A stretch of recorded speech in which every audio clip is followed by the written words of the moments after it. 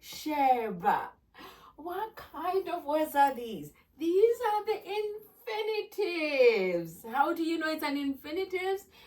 How do you know it's an infinitive, that this is an infinitive? Because there's this part that comes before it, the who that comes before the verb. We have the who plus the ketso, or the verb. That's how we know that this section here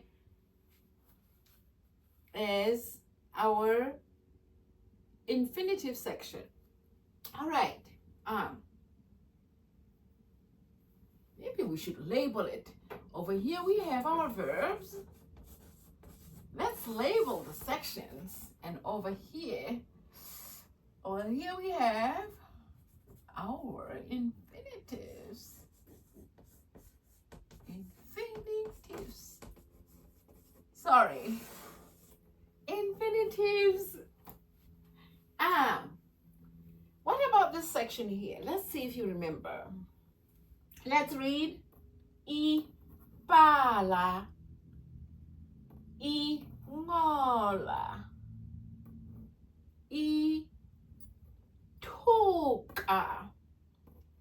Idula.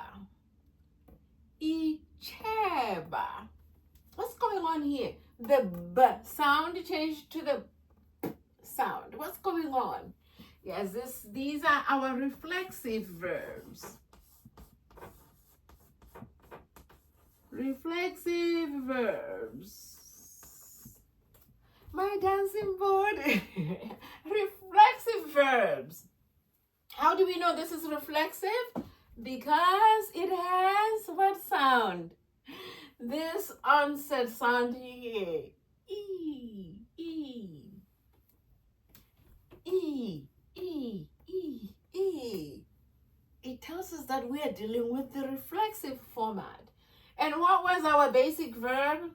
Bala. And it changed to ibala. Bala means count. Under what circumstances would we say ibala in Sesotho? If we were in a row, students are in a row and the teacher says, count yourselves and assign yourself a number. The teacher would say, ibaleng. Ibaleng is an imperative. So I would say, ibala, and I would say 1, and the next person next to me would say 2. And what am I doing? Ibala. I'm assigning myself a number. Ibala. Ingola. Ingola. During the Cambridge exams back home, some people tried,